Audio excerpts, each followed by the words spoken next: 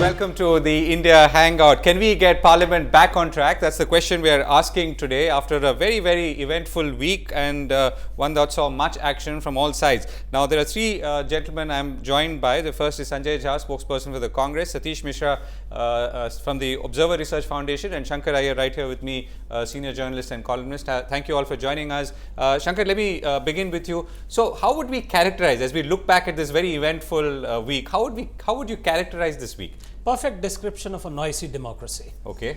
And while the general conventional wisdom is that no work got done, I think a lot of work got done because the binary positions on various issues have been played out. You could argue that there is one formation which is pro-reforms, but if you flip back, then that same formation was anti-reforms. So we are seeing, in a sense, the pre-campaign of the Bihar polls playing out right. in some but with parts. some damage, right? Rajya Sabha worked for 9% of the scheduled time. Lok Sabha worked for only 48% of the scheduled time. Absolutely, but I must place one caveat here, is that when we focus on Parliament and legislation in Parliament, I think we must also give that much importance to what happens at the state assemblies, which meet much fewer days and much less work gets done.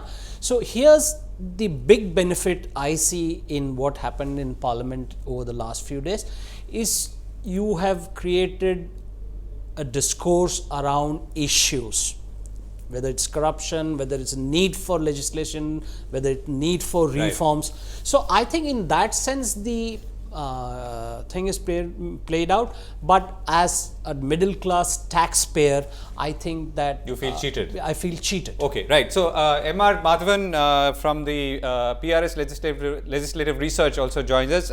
Madhavan, so I was looking at the data that you put out. 9% is what the Rajya Sabha did in terms of time spent. That includes the sloganeering, and 48% for Lok Sabha. Is this the worst that we've ever seen? Not really, because we had the December 2010, the 2G one, which was almost 0%.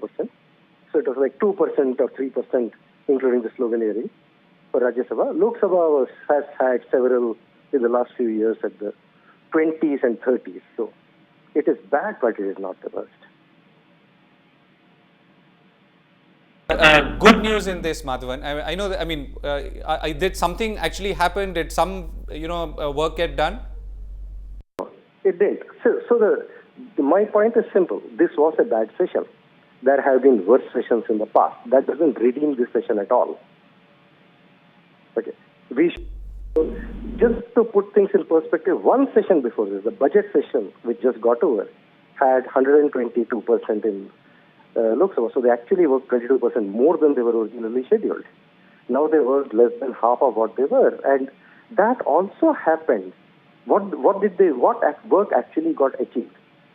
There was one bill which was passed. Actually, Lok Sabha passed 4 bills, that's all. One of which had been passed earlier by Rajya Sabha, so one bill effectively has passed Parliament. They had one discussion on sustainable development goals, which was less than 2 hours. And they had one more discussion, which was like about half an hour on Karnataka, other than, of course, the adjournment motion, which everybody knows about. That's all that they did. Question hour happened in the midst of DIM because the speaker is determined it will take place. 0 hour, people raised issues in the midst of DIM, which hardly anybody could hear except the people that recorded it. So for the record, there was some work done. But really, Parliament as a place where people have different opinions and they discuss and they make arguments and they counter and they find a solution. None of that happened. Okay, so Sanjay, a lot of people obviously feel that the Congress, and I'm particularly talking about India Inc., which signed petitions to, in some ways, exhort you and your party to come back to Parliament and actually help legislate the GST, and I'm talking about the GST in specific. So, how does it feel from your camp? Firstly, let me tell you that I think the Bharatiya Janata Party has tried to obfuscate the issue completely. Mr. Jaitley should have been upfront He's tried to, position it as if the Congress is anti-growth, anti-reform, which is a preposterous argument. Because if any economy, and later on whether it's been on foreign direct investment or multi-brand retail or insurance, you look at the direct tax code, the Companies Act, the land acquisition bill, the GST. These are all Congress constructs over UPA 1 and UPA 2. What he cleverly did, and this is something that the Bharatiya Janata Party is a master at, is to put a spin on it. There was an opposition in Parliament to the issues of corruption charges against Sushma Swaraj and their chief ministers in Rajasthan, Vasundhara Raje and Shivraj Chauhan. Now, what Mr. Jaitley is trying to do is to, make some kind of a political capital by making it appear that the GST bill was being derailed on account of the Parliament not functioning. But the fact of the matter is there are certain issues with the GST bill which we have highlighted in the committee, in the select committee meetings, and the opposition to some of the rules that they have tried to incorporate. We have put up our own dissent on it, and it's not just the Congress; it's also some other political parties. One of them, amongst other critical aspects, is this 1% interstate tax, which students of economics can have a very negative cascading effect, which will defy the very principles of what the GST is meant to stand for. The others being exclusion of products and having a flat rate of 18% as opposed to kind of leaving it without any ceiling. Now these are aspects that the government needed to discuss. Now if you look at the procedure, Govind, you will find that parliamentary procedure demands that these things had to be listed. This is not an ordinary bill being discussed. You're talking about making a constitutional amendment, and the BJP wasn't clearly ready for the discussion. The second aspect is, look at the land bill. This is the same government without even implementing the land bill that they supported during the time of the UPA. The moment Mr. Modi comes into government, I don't know under whose pressure did he succumb to suddenly believe that the land bill was going to hamper the big manufacturing story of India, and which is not true, because all stakeholders were in fact consulted before the land bill was finally passed. Anyway, that is their problem. Now I believe, now we'll have to wait for a formal announcement, that they have done a complete U-turn. So if anybody has wasted time in Parliament and on the land bill or the GST, it will have to be this government. So by being disingenuous, you can't really fool India. You can do it momentarily, but you can't do it over a long term. So, Sanjay, let me pose the question with which we started this, right? So can we get legislation back on track? And I'm only using the India Inc. Position on this subject because they too seem to be concerned, as one constituency and a sort of vocal and influential constituency. They too seem to be concerned about things not moving, and their concern is, and I'm guessing most people's concern is, that why aren't parliamentarians getting together and at least sorting out one or two issues on which clearly there is general benefit for all. I mean, we're not talking about land, we're not talking about any other bill, but except for GST. Well, Govind, let me tell you that the Congress party, and I'll be very upfront on your channel, has absolutely nothing in principle against the GST bill at all. It's a good bill. It needs to be out there. It will, subsume a lot of inefficient indirect taxes, and that's what the country needs. I mean, how much it will contribute to GDP will be seen when it's finally implemented. But yes, it'll have a very positive impact. The bottom line is, we have, the corporate India is free to, make a petition and request parliamentarians to function. We have no objection to that either. The only problem that we have is that we cannot ignore that today the opposition is not fighting for, some political brownie points. There are certain yardsticks that have been established in public life. And I'm going to tell you this again, that party, through, obliterating several sessions of parliament on an issue that they felt was corruption related, demanded that certain ministers ought to step aside. The UPA followed and complied with that pressure. I don't think it is fair in any democratic society that one government has a different norm and the other will not. Has corruption changed? It's not. So if the corruption allegations are against Sushma Swaraj, could have stepped down and the discussion could have still happened on day one or day two that happened on the penultimate day, Govind. So my larger point is that going forward, The government needs to just recognize that all of us are on the same page when it comes to issues that are in the country's interest. The Congress party wants the GST bill to become a reality. The Congress party requested the government to kindly take certain steps against their controversial ministers. The government, if you heard Arun Jaitley that day, he said there is nothing against Sushma Swaraj, hum usko puri kharij karte hain. Now, this is the attitude of this government. And if anybody is responsible for the GST bill or any other bill not being passed, let me be very. It is this government. Right. It's showing a lot of arrogance for its 282 numbers. Okay. I mean, I'm not sort of going to jump into a political back and forth on this, but Dr. Mishra, let me come to you. I mean, the question that we started with is, how do we get legislation back on track? I mean, and can it be done without getting into a sort of back and forth, debate on who said what first and whether or not someone should have resigned first before anything else moved?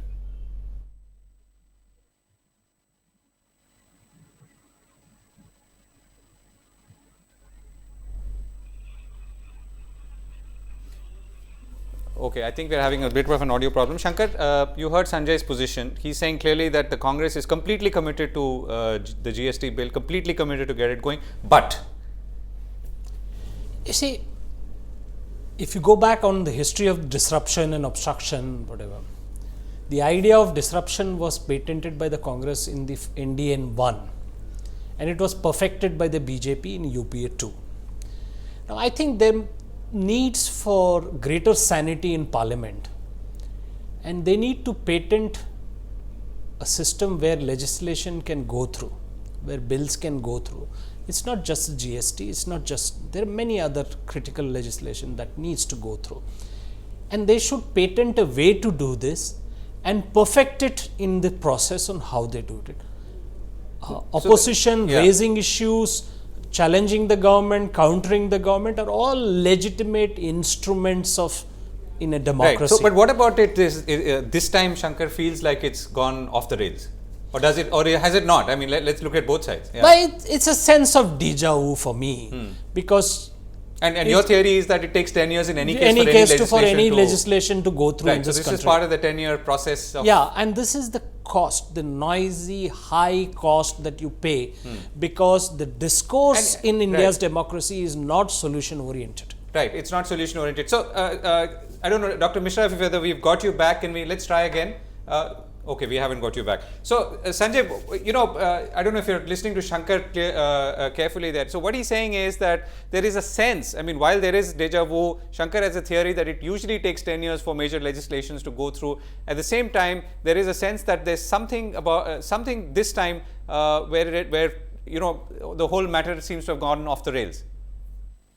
Well, I have a lot of respect for Shankkar, and I agree with him that as any member of a political party, it is not a great sight when you don't find the parliament functioning. It needs to function. There needs to be debate, discussion, and deliberations. The issue, however, I thought in this session of parliament was a very principled one. I think the Congress party cannot be faulted for raking up issues that are frankly astronomical in terms of the violations of certain rules of the land. I mean, the IPS talked about it. I remember at some point in the past is a massive scandal. If you look at the number of issues involved there, money laundering and what have you, match fixing, spot fixing, etc. Then you have Vyapam, which I think is a sinister corruption campaign. Now for this government, and if you to pretend as a Dory, it shows a remarkably thick-skinned attitude.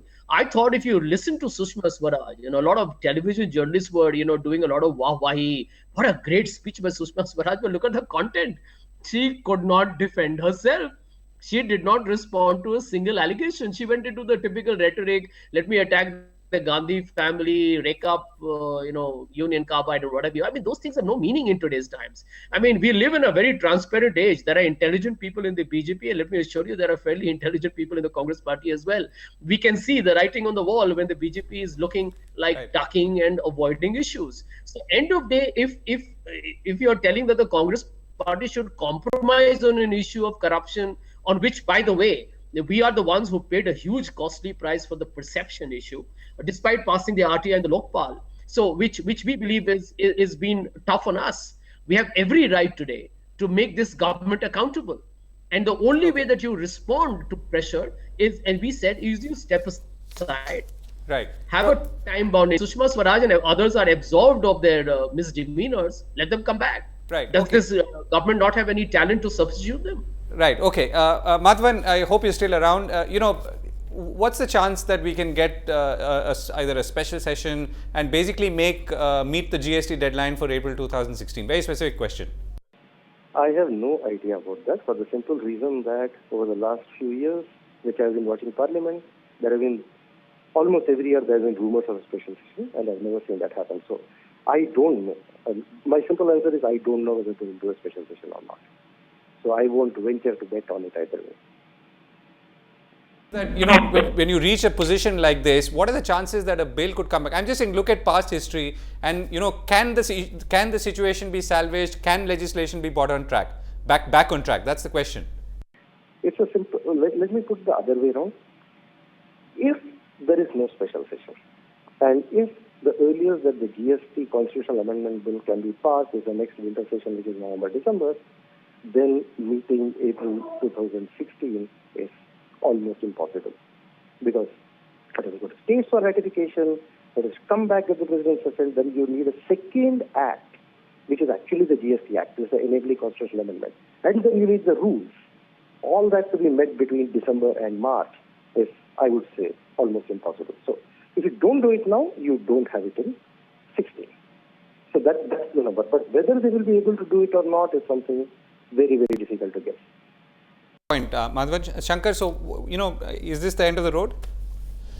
I think the BJP will try a last ditch attempt. I think they're talking about a special session at the end of August. They will make them. There is no guarantee that the bill will get passed, constitutional amendment will happen. The bitterness that is now in this discourse between the BJP and Congress, which has become very personal now. So that will hamper any conversation, any negotiation. You could argue that they have reached the edge point now and that they will Perhaps retreat, they will come back, or at least but right. I don't think so. I don't think so. Okay, so we've said goodbye to Madhavan, and we're going to get Dr. Mishra back. Sanjay, are things at the edge, and at the edge where it could either fall over, or or both sides retreat, or not retreat, perhaps take a step back and move back to saner territory? Well, Govind, I can speak from my party. I mean, we had a debate on the penultimate day on the Sushma Swaraj issue. I want to make this point that we are, that you heard, I think, Mr. Madhavan talk about the previous budget session. It performed at 122%, the same Rajya Sabha that we are part of. The Lok Sabha did remarkably well as well. It was the best, I think, productivity over the last 15 years. Now, between then and this monsoon session, you had all these scams coming up one after the other. Clearly, I mean, the Bharatiya Janata Party should have been more prepared to Congress party, but all opposition parties, which unitedly raised up these issues in the monsoon session. But, I want you to consider this point, that if they were so serious about legislating these bills, and they should be, any government ought to be, why did they cut the monsoon session short by a week? They shouldn't have done that. And I think that showed somewhere that's questionable. And I also believe that the Bharatiya Janata Party had no real Right. because they're worried about the repercussions of these corruption allegations on their people before the Bihar elections. I think the Bihar elections is the reason why the cloud of BJP has Bihar hangs sort of very, very strongly over this. Dr. Mishra, I think we finally got you back. What's your sense? Can we get legislation back on track? But after the Bihar election, not before that. Because the entire thing has been focused on Bihar election. I'm surprised. Yesterday if one had read the Sharad Pawar's interview, where he clearly says the government did not take the initiative. And we know for sure the Prime Minister was reluctant to take any initiative for that matter. They were out to score political points. Now they are saying that GST is not being passed. Of course, we must agree that GST is the baby of the Congress government. Earlier Congress government was ready, and at that point of time, BJP was not ready, and BJP was opposed to many points of the GST. Now today, GST, the BJP government is pushing for GST, which is the right thing. The only thing is that for that, the government's responsibility is to create an environment, a conducive environment for the legislation to be passed. We should not overlook that GST is a constitutional amendment. And a constitutional amendment, we have to discuss it thoroughly. You can't insist on that the opposition is wrong and we are the only correct people. It is after all, the government in the past has been taking initiatives, have been calling all party meetings and getting in touch with opposition leaders and sorting out. So why in this session the government was so adamant not to take any initiative? Right. Thank you for that. We sort of running out of time almost. Let me get a couple of last words in. Sanjay, what's your sense now? I mean, can there be, as Dr. Mishra says, or rather there is a need to obviously debate this properly. It's an important constitutional amendment. I mean, it is a constitutional amendment bill at the end of the day. What are the chances that things will come back on rails in quickly so as to meet the deadline? So as to obviously at the end of the day make life better for every Indian. I mean, if things, the goods move faster in this economy, people benefit with lower prices, more efficiency, industry benefits. So we need to get this back. So how can this happen? And will you allow it to do so? Govind, we are optimistic. I mean, the Congress party is created the bill, is constructed the bill. It would have shepherded the bill had the BJP not objected for the last 8 years. You know that. So obviously, barring a few technical issues that we have raised, which by the way is very important for me to tell you, large sections of corporate India are equally unhappy with these provisions that the BJP has introduced in the bill, in the GST bill. I'm talking about GST alone. So it's important for the government to take note of this dissent, which can only happen in Parliament. Now, there are certain decisions this government can take. The Prime Minister should have been there in Parliament, I believe. And if this government approaches the Congress party and tells us as to what they will do in terms of some of their controversial ministers and other than that, respond to these issues of the amendments that we have recommended, I think the GST bill ought not to be a problem. In fact, all parties, I think, I can speak on behalf of our party, are very keen to get the GST bill through. I think the Congress party is going to get a significant, if not the entire credit for having created the bill to begin with. So we are very bullish, and we do hope Mr. Modi's government just comes down from its pedestal of arrogance and begins to engage and consult and have a dialogue with opposition parties. Right. Thanks for that, Sanjay. Last word, Shankkar. Is it only sort of the arrogance, which of course Sanjay mentioned earlier as well? Is it sort of, if the arrogance were to be diluted a little bit, could things get moving, or is it something more untenable? I think it's the context. Bihar is a very important election for BJP and the opposition. As Dr. Mishra pointed out as well. Yeah, and so that is going to play out there. For the BJP, the illustrative lesson here is that a majority is not necessarily authority. I think negotiation is the art of possible, and politics is the art of possible. Okay, excellent. And I like the term which you mentioned before that. You said majority is not authority. Yeah, and politics is, of course, the art of the possible. On that note, thank you very much, gentlemen, for joining us. Can we bring back legislation on track? The answer is conceptually yes, but of course, in practice, we'll have to wait and watch.